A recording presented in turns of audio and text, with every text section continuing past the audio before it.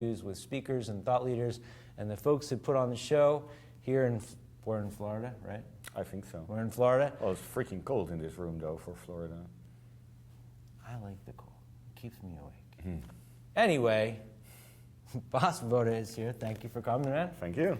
And we're going to talk about scaling, but unfortunately, again, I'm happy to talk about scaling again because now we get to talk about less. Okay. Which I am a fan of. So first, I just want to say for the folks watching, congratulations to you and to Craig on the Scrum Alliance relationship that you guys have. Thank you. Very good thing. So the Scrum Alliance is endorsed the right word? We will be partnering okay. on promotion, and it will be it should be the Scrum Alliance recommended approach to scaling. Endorsed, recommended, and the stamp of approval from the Yeah. Scrum Alliance. If you're going to scale, this is the approach that they're recommending that you take, and just different from some other models out there. Yes. A little less, it fits on a smaller piece of There's paper. less of it. One of the things that's cool about it, if you're new to it, is that if you're practicing Scrum, you guys seem to make a pretty concerted effort to maintain the Scrum aspects of Scrum as you took it to this larger level. Is that a fair thing to say? The essence of Scrum. Yes, the essence of Scrum. Okay. And before we dig into it, let's plug the conference really quick. Okay. So there's a conference coming up in London, September 13th and 14th. And it is, how many conferences have you guys done? It's the second one. Second annual? Annual. Annual, good, I'm doing good so far. Second annual LESS conference, right? Yep. So you can go to less.works if you want to learn more about it.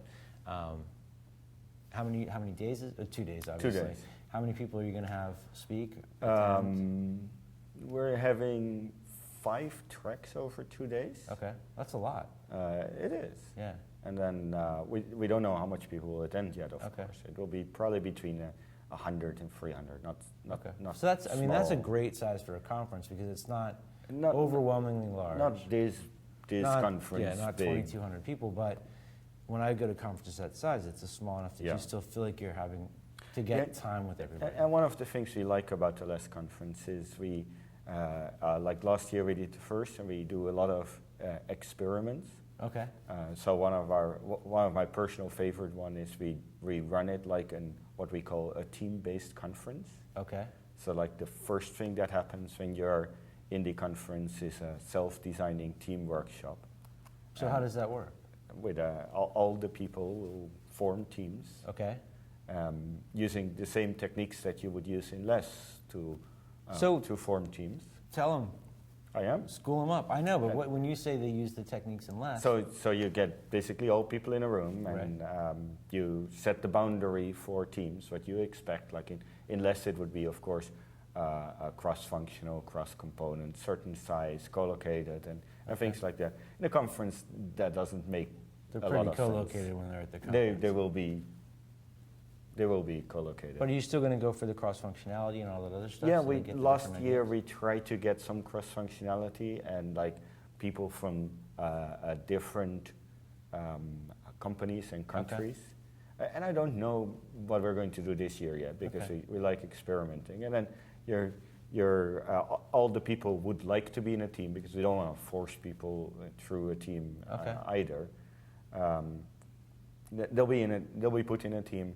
Then there's sessions. Between each session is a team reflection where the team gets together. That's really cool. And they share the sessions that they've been and the major learnings that they've had so that you kind of get almost all the sessions. Tune and adjust as they go. Yeah, and you talk about what you're going to do next. And then in the end we have the conference review. Okay. Which they participate in that as well?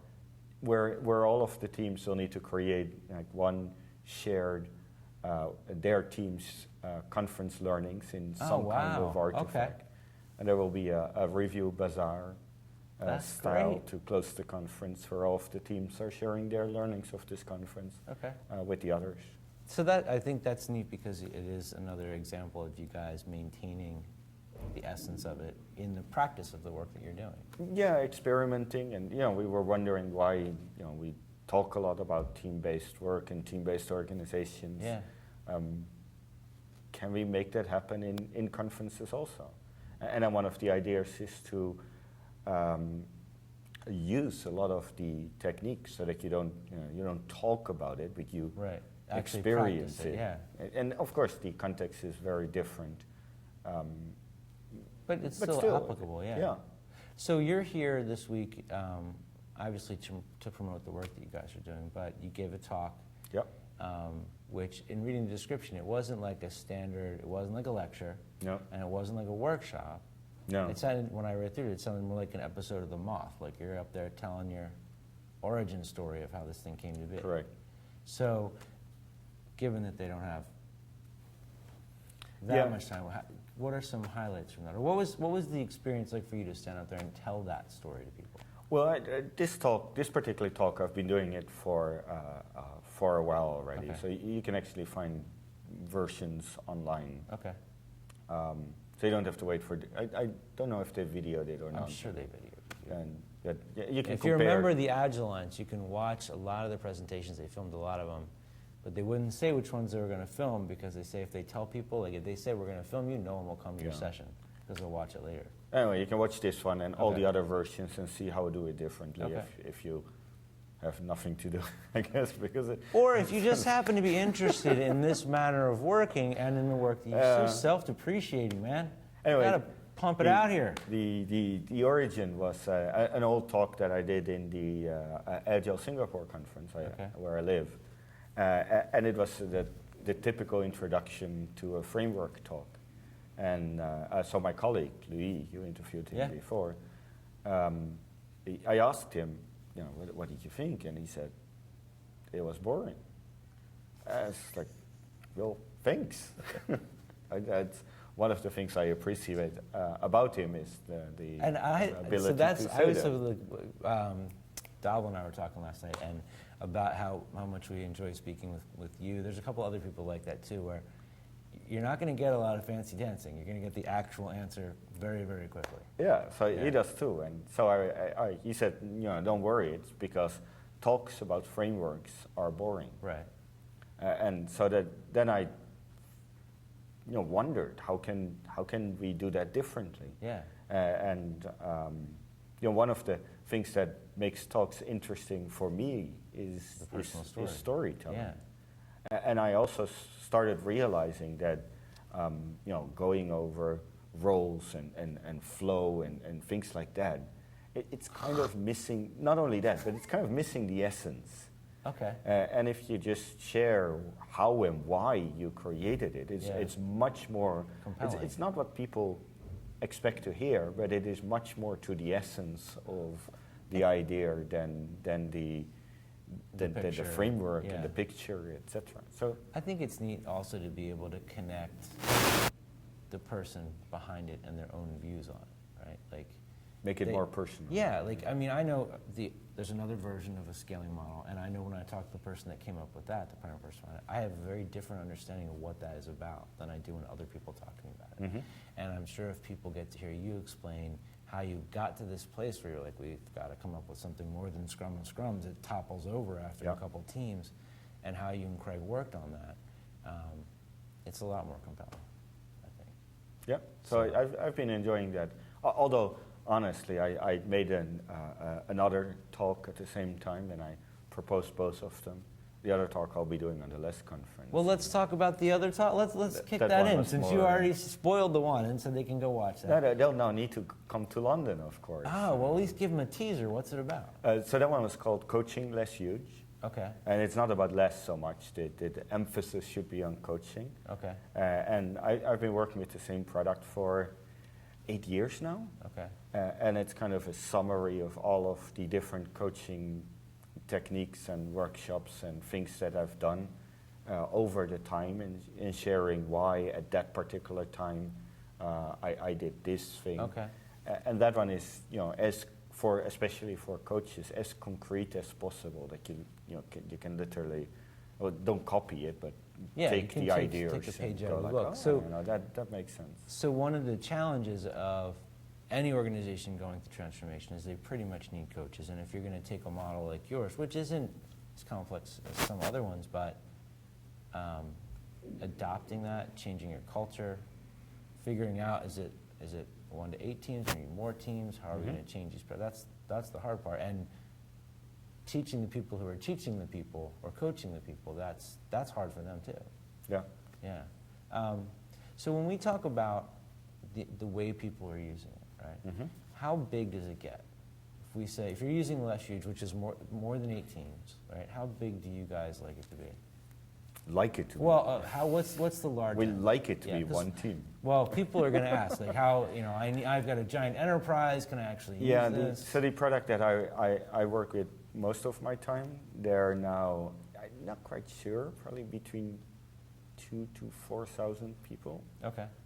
And that's right now the largest one that is and will be in a less adoption. Okay. And I So haven't seen any reason why it needed to be bigger. Why it couldn't get bigger. Right? I mean, Okay. it's just not a good idea to have so much people working on one product, but that's a different thing. I mean, there are reasons why that happens. Okay. When you are talking to people that are not familiar with Less, how do you? What's like a quick, easy way of explaining it to them? And if you want to compare it to the other models, that's okay. But I didn't know if you had like a. It's not easy. When you look at Less itself, it has the Less framework part. It has the Scrum-like flow picture, right. and it deals with the how do you do planning, how do you synchronize your teams, right. how do you do refinement, and those kind of things. Right. And therefore, when you look at it, you go like, if you look at that aspect, you go like, that can't possibly really work. It can't be that simple. Yeah. But then, it's not what it is, because then and that's a key difference between Less and most of the other frameworks, and also between Less and Scrum. Okay. And I'll just Go. take Scrum to be nice to the others for a change. Okay. So Scrum is described without a context. Yeah. It doesn't say anything about what context you would need to apply that. Okay. Although, experienced Scrum coaches will say, well, if you want to get Scrum to work, then for example, your cross-functional team probably needs to report to the same person in the organization, otherwise it's going to be hard. Yeah. And coaches know these things, but in Scrum it's completely silent on that. What's because we're still trying to get them to make cross-functional teams? No, Less is not. Okay. So Less has it has requirements for the context in which you adopt Less. Okay. So it says if you want to do Less, that means your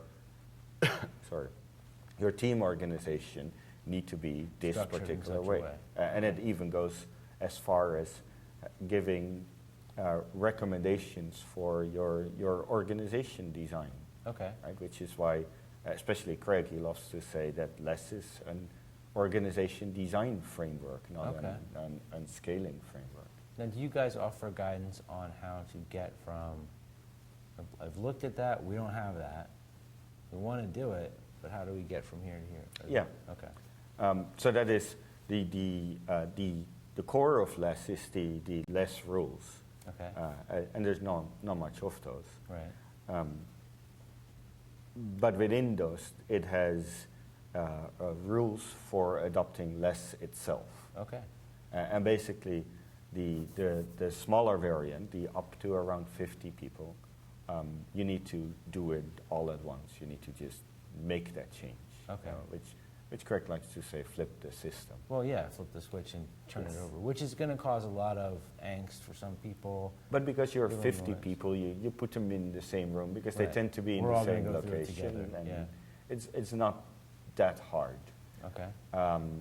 If you go beyond that, then especially hundreds or thousands of people, the complex. advice is the exact opposite. Okay. Don't do that, Okay. because you'll make so much changes that it will At break once. your organization. Okay. So So you then would do it- one pocket at a time. Then you go in different strategies of Okay. do you do that in an evolutionary, incremental way? Okay. So if we were going from wherever we are to huge, a couple teams at a time until we get to that state? There's different patterns. Okay. approaches to that. Okay. What is the thing that you think, from the customers that you have that have adopted this, what do they misunderstand the most, or what is something that they often blow off and skip and say, oh, we're different, we're special? Or do you guys, because I can sort of see you and Craig just saying, no. You gotta do it this way if you want it to work. But do people do like less but, and if so, are there things that they would normally kind of check out at the beginning? And maybe not, because to me, I kind of imagine if they're coming to you guys, they've spent some time digging into it and they know what they're walking into. Yeah, and still there are some things that organizations have a hard time with. Like some organizations try to avoid putting that structure in place, even though we're very explicit about it. Right. But I guess the most common problem in organizations or feedback that we get is one of the things we decided was to put in the rules that every single team must be co-located in one site. Okay. You can have multiple sites if you want. We don't recommend that, but right. if you, for whatever reason, end up with multiple sites, that's okay. But then every single team is required to be in one site. Okay. So this, I want to ask you a question. It sounds to me as though there are going to be organizations that are not able or not ready or not set up to be successful with. Well, let me wrap up. Okay. The reason why we decided to put that there, because some organizations they go like, well, that makes no sense in 2017. But they're different and they're special, and you just don't understand. Absolutely. But the reason why we decided to do that, to put that in there, is that in all of our experience working with organizations, the most common reason for not having co-located teams is organizational stupidity. Okay. Where see, there we go. Right. Yes. It is. They make for example, the decision that everything needs to be half in low cost and half in higher cost places, and the effect of that is the entire organization has distributed teams. Right. Whereas you can still get the same cost saving by just not doing that, but putting full teams here and full teams there. Okay. So in going over all of the reasons why the teams don't have, there's good reasons for having multiple sites. Right. But for then not co-locating the team in one site, we couldn't find any convincing reason. Not that there's a convincing reason now, but don't you think that it's just an extension of what at one point seemed like the right thing to do when they were smaller and things weren't as global and stuff like that? Or you're just like, nah? Either way is okay. So for us, we say nah, and we put it in the rules. And one of the common comments in adoption is, these co-located things. We're not going to do that yet. Well, I think the other thing that's good is that they'll learn.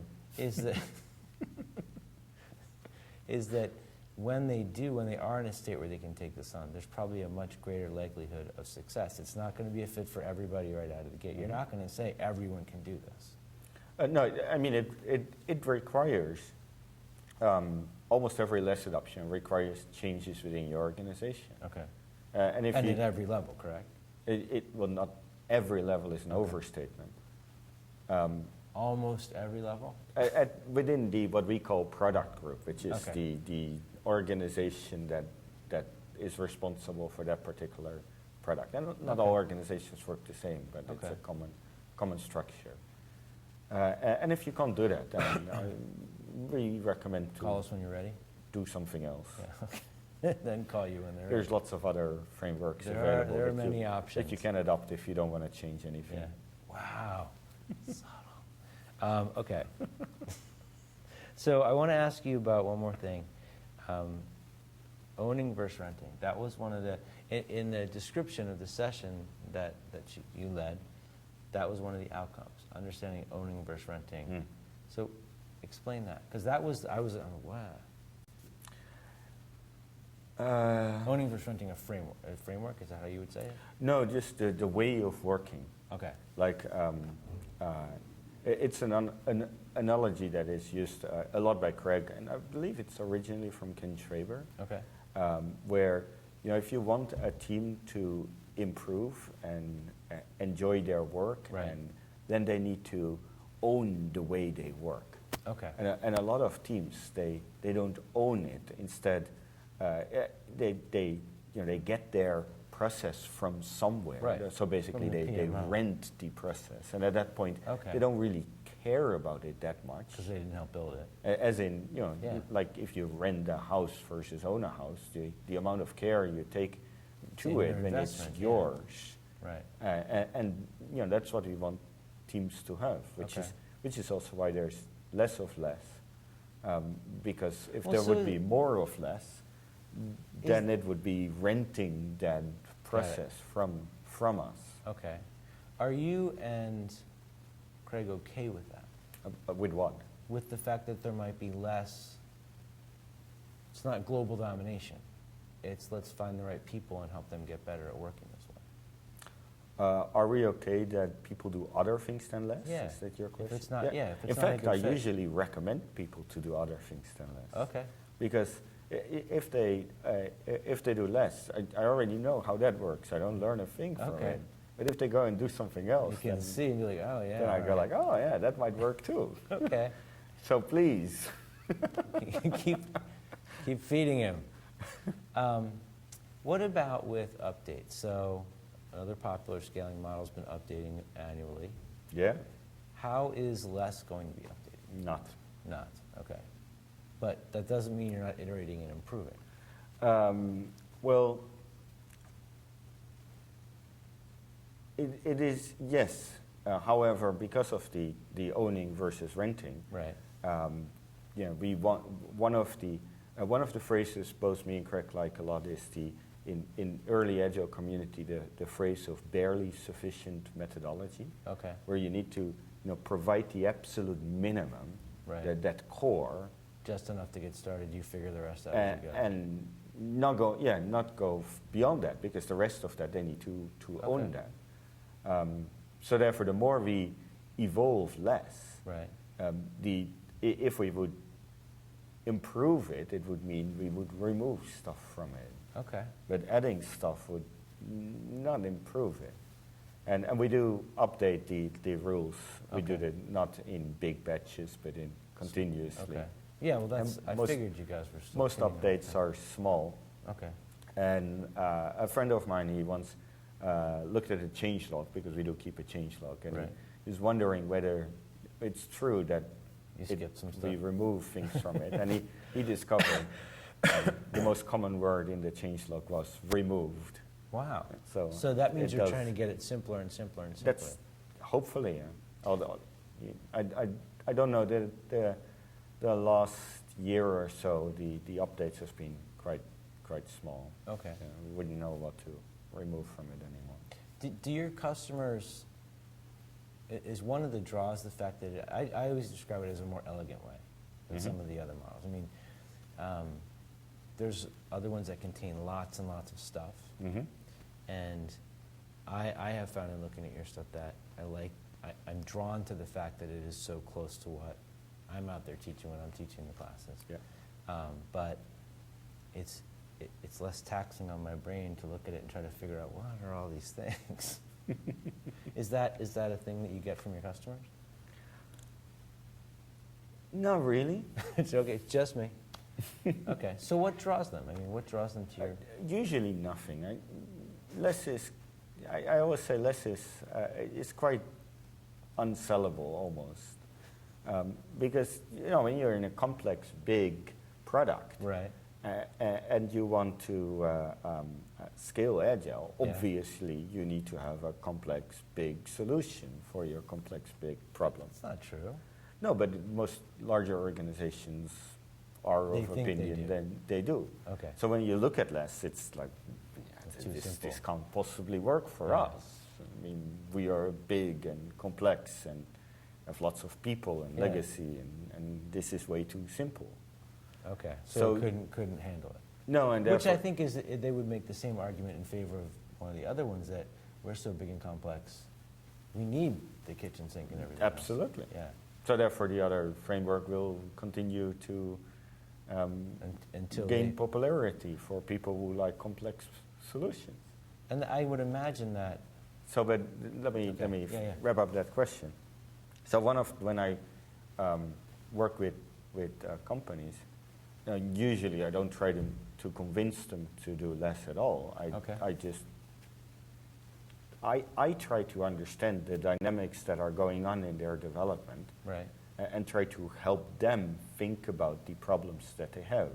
okay, And once they think about the problems that they have, right, I'd like them to try to think about how they could solve them. okay, And the solutions they end up with often end up being less or Okay. less like. okay. Less light? Less like. Okay, good, okay. And obviously after, because now it's in less is about a decade old now. Right, And when we didn't write a lot about it, it was just them figuring it out. And Yeah. at some point, the clients will go to less and go like, oh, okay, well this makes sense, and Okay. that's what we're going to do. It's like a colleague of mine. He's a less coach and trainer. Mhm. He's working with one large bank, and he purposely never talks about less. okay. And then Because it's after, going to cause stress and whatever. no, he just wants the people to think about their problems, and Okay. etc. And then after a year or so, they figured it out, and they started using the phrase less themselves. Okay. Without the coach trainer ever mentioning Yeah. that. And I That's thought that was pretty pretty cool. funny. That's cool. When you're working with this stuff and you're trying to come up with new ways to help people solve this, one of the things that I'm kind of wondering is, for you on a personal level, is there like a mission? Is there something you're trying to achieve? Something you're trying to give to the world with this stuff?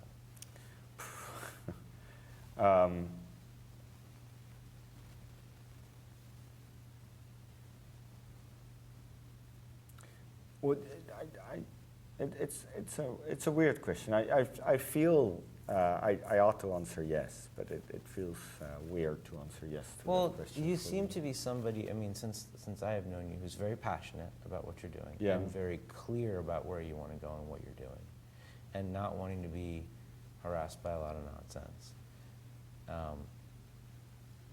What's your goal? Like, what's your goal for everything? Where do you want it to get to? Do you want everybody to just have a simple way of taking, you got a bigger team, okay, let's figure that out. I want to give you the simplest possible solution, or is it something else, or? I have no idea where it goes from here, so Okay. I can't answer that. But people often ask Craig, like, why do you do this? So let me get to that, because it's a similar question. Okay, yeah.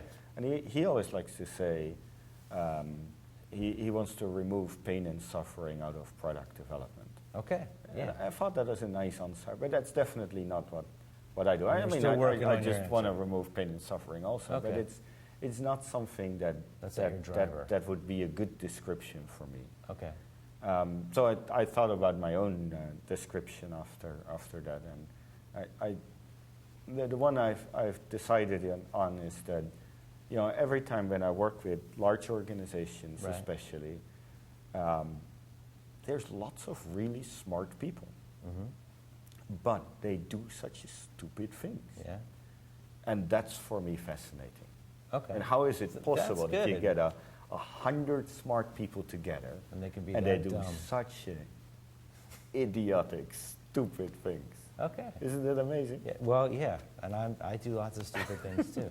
But I think it's part of learning. But it's and- only and- you're only one, so you Yeah. can only blame yourself. But for it's that. part of how there's a lot of reasons behind for a lot of them, like how they're motivated Well, to it's- work, how the structure's set up. Yeah, the reward it's the system, all the other dynamics of organizations, which Yeah. is like the politics, the structure, the closeness to technology. Right. Like a lot of organizations, the distance between management and technology is so Yeah. so big that Right. they think they're doing the right thing, but the actual understanding of It's the flawed. problems at the the team, they just don't have it. They Yeah. think they have it, which makes it even harder. Right. And that dynamic has always been fascinating to me. Cool. So, thank you.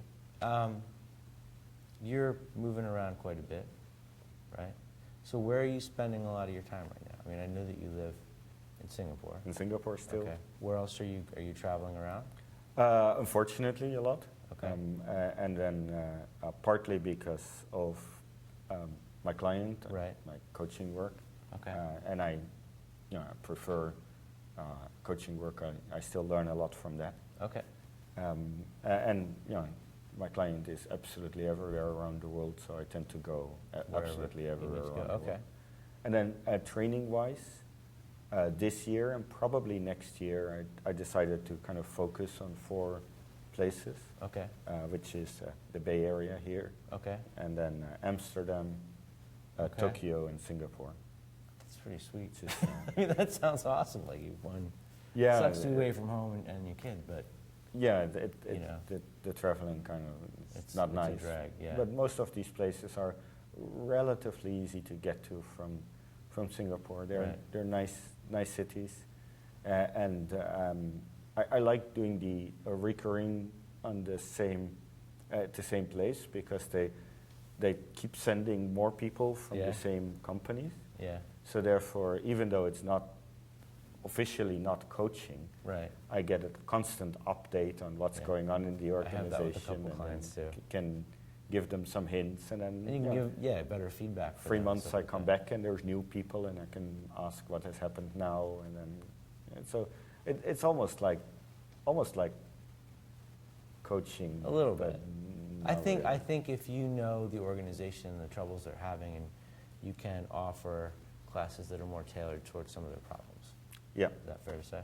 absolutely, and the structure of my LESS course is so that we take the products Right. of where the people work in, so no artificial exercises. Okay. But we go. Oh, you through, work on their actual products. We work on their Okay. actual products, Cool. which is great if you get at least 5 people from the same Yeah. company, and then sometimes you get a mixture of people, and it becomes hard, and sometimes you get agile coaches, Half of and then both, it becomes even harder. Damn coaches. Okay. Yeah, we've been joking that we just don't allow coaches in the course anymore. But you need the coaches. They spread yeah, the message. sure, that's what they think. Right. All right. Enough sarcasm. So, September 13th and 14th, Less second annual conference. conference in London. If you want to learn more about LESS, you can go to less.works. Hmm. If they want to find you on Twitter, at Boss Vodde, I believe so. BASVODDE, right? Hmm. And odd-e.com is your company. Yeah. Okay, cool. Dude, thank you for being here. It was great talking to you again. Thank you very much. I appreciate it. And keep watching all the rest of the afternoon. I think we've only got 2 more left. We'll be back in a little while with some more live interviews. Thanks.